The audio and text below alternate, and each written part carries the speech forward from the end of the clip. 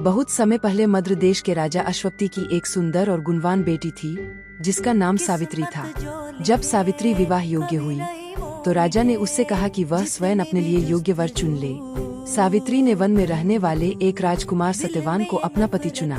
सत्यवान बहुत ही धर्मपरायण और साहसी था, लेकिन उसके पिता का राज्य छिन गया था और वे जंगल में साधारण जीवन जी रहे थे।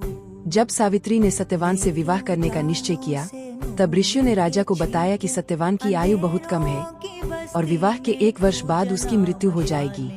यह सुनकर भी सावित्री अपने निर्णय से नहीं डरी और उसने सत्यवान से ही विवाह किया। विवाह के बाद सावित्री अपने पति और सास-ससुर की सेवा करने लगी। जब वह दिन आया जिस दिन सत्यवान की मृत्यु होने वाली थी, तब सावित्री ने व्रत रखा और पूरे दिन अपने पति के साथ रही। जंगल में लकड़ी काटते समय अचानक सत्यवान को चक्कर आया और वह सावित्री की गोद में गिर पड़ा। उसी समय मृत्यु के देवता यम उसकी आत्मा लेने आए। सावित्री भी यमराज के पीछे पीछे चलने लगी।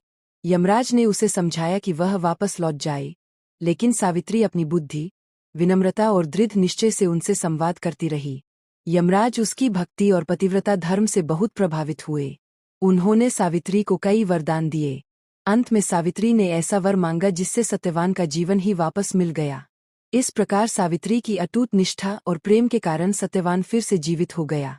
यह कथा हमें सच्चे प्रेम, धैर्य और दृढ़ संकल्प की महान शिक्षा देती है।